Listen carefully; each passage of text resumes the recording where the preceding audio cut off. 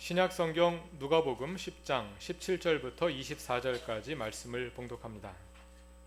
72사람이 기쁨에 차서 돌아와 보고하였다. 주님, 주님의 이름을 대면 귀신들까지도 우리에게 복종합니다. 예수께서 그들에게 말씀하셨다.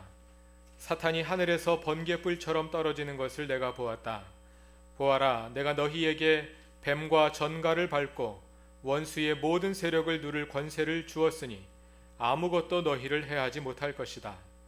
그러나 귀신들이 너희에게 굴복한다고 해서 기뻐하지 말고 너희의 이름이 하늘에 기록된 것을 기뻐하여라. 그때에 예수께서 성령의 기쁨에 차서 이렇게 아뢰었다. 하늘과 땅의 주님이신 아버지, 이 일을 지혜 있는 사람들과 똑똑한 사람들에게는 감추시고 철부지 어린 아이들에게는 드러내 주셨으니 감사합니다. 그렇습니다. 아버지, 이것이 아버지의 은혜로우신 뜻입니다. 아버지께서 모든 것을 내게 맡겨주셨습니다. 아버지 밖에는 아들이 누구인지 아는 사람이 없습니다. 또 아들 밖에는, 그리고 아버지를 계시하여 주려고 아들이 택한 사람 밖에는 아버지가 누구인지 아는 사람이 없습니다. 예수께서 제자들에게 돌아서서 따로 말씀하셨다. 너희가 보고 있는 것을 보는 눈은 복이 있다. 내가 너희에게 말한다. 많은 예언자와 왕이 너희가 지금 보고 있는 것을 보고자 하였으나 보지 못하였고 너희가 지금 듣고 있는 것을 듣고자 하였으나 듣지 못하였다. 아멘. 이것은 하나님의 말씀입니다. 저자에 의해서 하나의 통일된 구상 속에 저술되었습니다. 그래서 누가복음의 예수의 사역은 사도행전에서 제자들의 사역을 통해서 심화되고 발전되며 또 사도행전에서 장차 영웅적인 증인이 될 제자들을 예수께서 누가복음에서 미리 훈련하고 준비시키시는 것을 볼 수 있습니다. 누가복음의 제자들이 사도행전 증인들의 예시로 등장하기 시작하는 것은 9장과 10장입니다. 9장 1절 이하와 10장 1절 이하에서 예수는 12제자와 또 다른 70명의 제자들을 파송하여 훈련시키십니다. 이 두 본문에서 제자들을 보내셨다는 말이 라틴어로 미토인데 여기서 파생된 영어 단어가 미션입니다. 우리말로 선교라고 번역되는 단어입니다. 선교사는 미셔너리라고 하죠. 미션은 보냄받는 것, 보냄받음이라는 뜻이고 미셔너리는 보냄받은 사람이라는 뜻입니다. 그럼 예수님은 제자들을 보내셔서 무슨 일을 하게 하셨을까요? 다시 말해서 제자들이 받은 그 미션은 무엇이었을까요? 9장 1절과 2절을 보시면 예수께서 제자들을 보내셔서 하나님의 나라를 선포하고 귀신을 제어하며 병을 고치게 하십니다. 하나님의 나라를 말로 선포하고 또 행동으로 삶 속에 실현하는 것, 그것이 제자들이 보냄받은 목적, 즉 그들의 미션입니다. 그것은 10장에서도 동일하게 반복되는데 11절과 17절을 보면 알 수 있습니다. 누가복음 9장에서는 12명을 보내시고 10장에서는 70명 또는 72명을 보내십니다. 10장 1절의 번역이 개역 개정판에는 70인이라 나오고 우리가 읽은 새 번역에는 괄호를 쳐서 70명으로도 읽을 수 있고 72명으로도 읽을 수 있도록 해놓았습니다. 이것은 성서 사본의 연구 결과를 반영한 것입니다. 개역 성경이 원본으로 삼은 영어 성경 ASV, American Standard Version, 그리고 ASV의 모태가 된 킹 제임스 버전이 나올 때만 하더라도 70명으로 되어 있는 사본들이 지배적이었습니다. 그런데 그 후에 더 권위 있는 사본들이 많이 발굴되었고 그리고 나서 보니까 72명으로 되어 있는 사본들이 또 권위 있는 사본들이 많이 있는 것입니다. 그래서 이제는 사본학자들이 어느 것이 더 원본에 가까운지 판단하기 어려운 상황이 되었습니다. 그래서 요즘 사용하는 헬라어 성경에는 새번역 성경처럼 꺾은 괄호를 쳐서 70명으로도 읽을 수 있고 72명으로도 읽을 수 있도록 그렇게 해놓은 것입니다. 문제는 정확한 숫자가 무엇이냐도 중요하지만 그 숫자의 의미가 무엇이냐가 더 중요하겠죠. 성경에서 12은 이스라엘 12지파를 상징하는 숫자입니다. 그리고 이와 관련해서 볼 때 그 당시 사람들은 전 세계 모든 나라들의 수가 70개국 정도 된다고 생각했다고 합니다. 따라서 9장의 12명 파송은 이스라엘 사람들을 위한 것이고 10장의 70명 또는 72명의 파송은 이방인들을 위한 것으로, 모든 민족을 위한 것으로 생각할 수 있습니다. 이런 방식으로 누가복음은 그리스도의 복음이 유대인과 이방인 모두에게 선포되어야 함을 말하고 있는 것입니다. 오늘 함께 읽은 누가복음 10장 17절 이하의 말씀은 파송받아 나갔다가 돌아온 70명 또는 72명의 제자들의 선교 보고입니다. 17절을 보면 그들이 기쁨에 차서 돌아와 이렇게 보고합니다. 주님, 주님의 이름을 대면 귀신들까지도 우리에게 복종합니다. 예수의 이름 앞에 귀신들이 복종합니다. 이것은 제자들의 선교 활동의 일면이지만 사실은 선교의 본질을 보여주는 것이기도 합니다. 선교란 하나님의 말씀을 말로 선포하고 삶 속에 실현하는 것인데 그것은 곧 사람들을 사탄의 지배로부터 해방시키는 것이기 때문입니다. 19절에서 예수께서 그들에게 이렇게 말씀하십니다. 사탄이 하늘에서 번개불처럼 떨어지는 것을 내가 보았다. 보아라, 내가 너희에게 뱀과 전갈을 밟고 원수의 모든 세력을 누를 권세를 주었으니 아무것도 너희를 해하지 못할 것이다. 사탄이 하늘에서 떨어지는 것을 예수께서 보셨다고 했는데 아마도 이것은 종말에 일어날 일을 예견하신 것으로 생각됩니다. 왜냐하면 사탄의 활동은 아직 끝나지 않았기 때문입니다. 이후에도 누가복음과 사도행전에 계속해서 등장합니다. 예수께서 사탄이 떨어지는 것을 보셨다는 것은 종말에 일어날 사탄의 패배가 이미 예정되어 있다는 말입니다. 그러나 동시에 이 말은 여전히 현실 세계에서 사탄이 권세를 떨치고 있다는 말이기도 합니다. 보냄받은 예수의 제자들이 감당해야 할 선교란 바로 이 영적 세력과 맞서 싸우는 일입니다. 여기서 잠깐 누가복음에 나타나는 귀신들에 대해서 정리를 좀 하고 지나가겠습니다. 제가 찾아본 바에 의하면 누가복음에는 귀신들에 대한 언급이 46번에 걸쳐서 총 7가지 이름으로 나옵니다. 여러 가지가 나옵니다. 악마, 귀신, 더러운 영, 악한 영, 병마, 사탄, 바알세불 등 귀신에게 붙여진 이름들입니다. 여기서 악마와 귀신으로 번역된 단어는 헬라어입니다. 악마는 디아볼로스, 영어 단어 devil에 해당하는 말이고 귀신은 다이모니온, 영어 단어 디몬에 해당하는 말입니다. 사탄은 구약 성경에 등장하는 이름이고 바알세불은 가나안의 신 바알의 여러 이름들 중 하나입니다. 그런데 누가복음에서는 이런 7가지 이름이 서로 구분 없이 사용되고 있습니다. 예를 들어서 누가복음 8장 26절 이하에 나오는 거라사의 귀신 들린 사람 이야기에는 귀신과 더러운 영이 함께 쓰입니다. 또 11장 24절부터 26절에 보면 더러운 영이 곧 악한 영입니다. 또 11장 14절부터 23절을 보면 귀신이 곧 사탄이고 그 두목이 바알세불입니다. 또 13장 10절부터 17절을 보면 사탄이 곧 병마입니다. 다시 말해서 악한 영이 더러운 영이고 더러운 영이 귀신이고 귀신이 사탄이고 사탄이 병마이니까 그놈이 다 그놈입니다. 물론 이것은 누가복음과 사도행전에 한정하여 말씀드리는 것입니다. 예를 들어 요한계시록에서는 사탄이 모든 영적 세력의 우두머리로 나옵니다. 그러나 귀신들 간의 위계 질서를 정하는 것은 오늘 설교와 관련해서 그렇게 중요한 문제가 아니기 때문에 이 정도로 지나가겠습니다. 성경에 나오는 귀신은 우리나라 사람들이 일반적으로 생각하는 귀신과는 좀 다릅니다. 예를 들어 살아있을 때 한이 많아서 죽어서 원귀가 된 귀신들은 성경에 나오지 않습니다. 따라서 한적하고 어두운 산길에서 처녀 귀신이 하얀 소복을 입고 입에 피가 묻은 채 사람을 홀리는 장면도 찾아볼 수 없습니다. 우리가 소위 애기 낀다고 말하는 것처럼 귀신이 끼어서 재수가 없는 그런 귀신도 나오지 않습니다. 원숭이 귀신이니 물고기 귀신이니 하는 동물 귀신도 나오지 않습니다.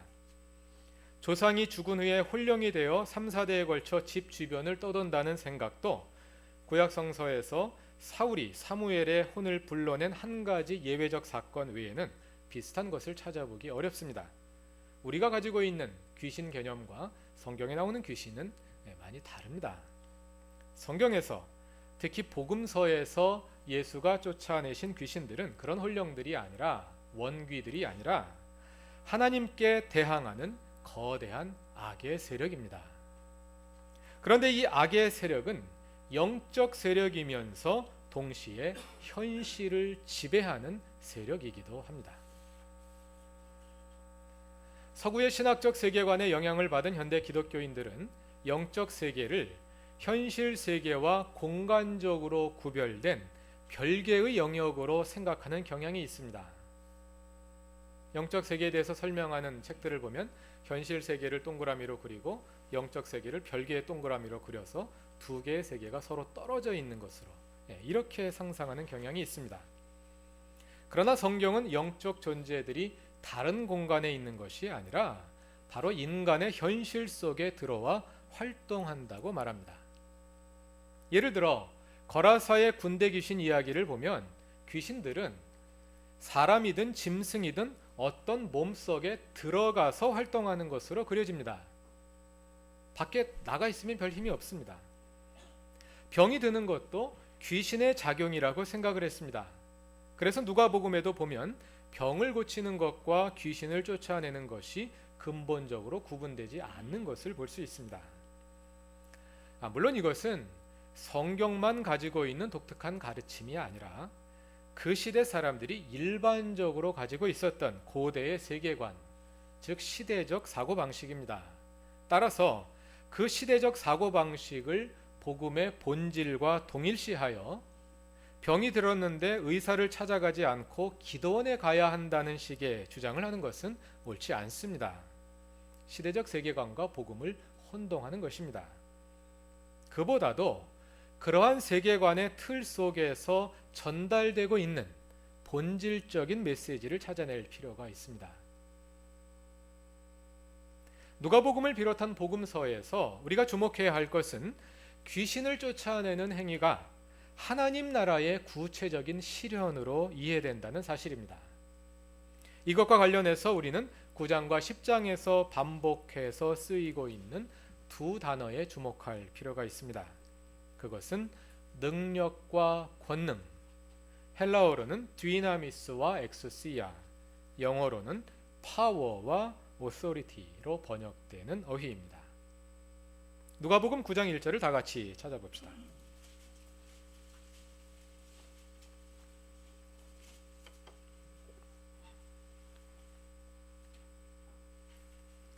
예수께서 그 12를 한자리에 불러놓으시고 모든 귀신을 제어하고 병을 고치는 능력과 권능을 주시고, 또 오늘 본문인 10장 19절을 보시면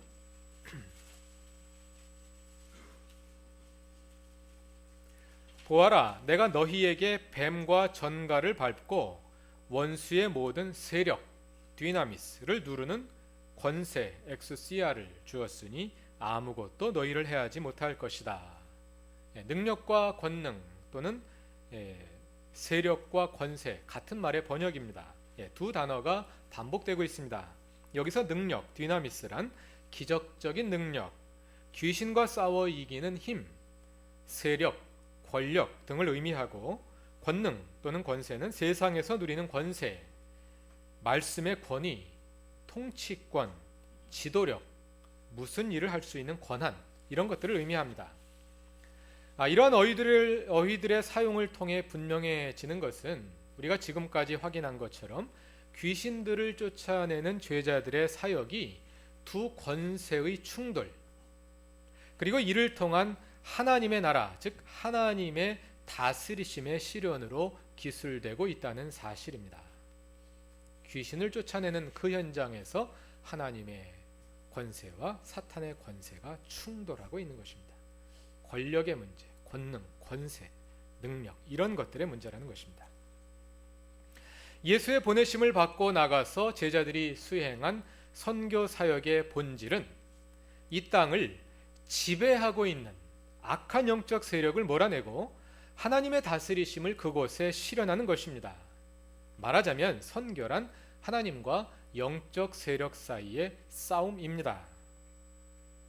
영적 전쟁입니다. 그런데 많은 사람들이 영적 전쟁을 이야기할 때 이것을 종교 간의 싸움과 동일시하는 것을 봅니다. 작년에 일어났던 봉은사 땅 밟기 사건은 그렇게 배운 청년들이 배운 것을 그대로 실천함으로 인해 생겨난 해프닝이었습니다. 처음에 그런 뉴스를 듣고 참 별난 청년들인가 보다 생각을 했습니다. 그런데 실제로 동영상을 보니까 아주 착하게 생긴 학생들입니다. 그 학생들에게 문제가 있다기보다는 그 학생들을 가르친 사람들에게 문제가 있다는 생각이 들었습니다. 또 그 사건이 아니더라도 선교단체들이 피선교국에 가서 영적 전쟁을 선포하고 땅 밟기를 하고 왔다는 소식을 종종 듣습니다. 이러한 사람들은 악한 영적 세력이 기독교 교회 밖에 있다고 생각합니다. 그리고 그 세력을 기독교화하는 것이 영적 전쟁이라고 생각합니다. 그러한 생각이 전혀 틀린 것은 아닙니다. 그러나 이분들은 그 악한 영적 세력이 교회 안에 들어와서 힘을 떨치고 있는 것을 식별해내지 못합니다. 이러한 사람들은 영적 전쟁을 기독교와 타 종교 사이의 전면전으로 생각합니다. 말하자면 마치 한강을 사이에 두고 남쪽에는 아군이 북쪽에는 적군이 진주에 있는 것과 같은 상황 설정입니다. 비행기로 폭격을 하고 대량으로 포화를 날리고 한강을 넘어 파죽지세로 치고 올라가서 적진을 섬멸하고 길을 꽂았습니다. 이겼다 하고 승리의 환성을 올립니다.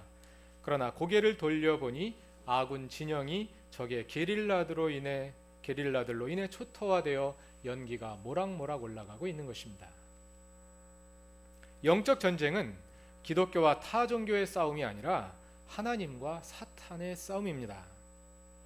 사탄은 결코 눈에 띄는 적군 복장을 하고 전선 너머에 진을 치고 있지 않습니다. 사탄은 알아볼 수 없도록 변장을 하고 교회 안에 들어와 게릴라전을 합니다. 그래서 영적 싸움은 전면전이 아니라 국지전으로 이루어져야 합니다. 세밀한 영적 식별이 필요합니다. 선교를 악한 영적 세력과 싸워 하나님의 다스리심을 실현하는 것으로 이해할 때 우리는 선교가 두 차원에서 이루어져야 함을 알 수 있습니다.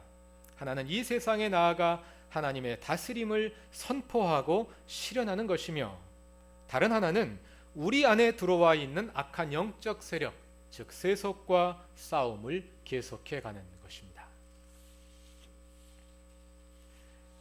이러한 영적 싸움의 기본은 나를 살피는 것입니다. 제자들의 선교 보고를 받으신 후에 20절에서 예수는 이렇게 말씀하십니다.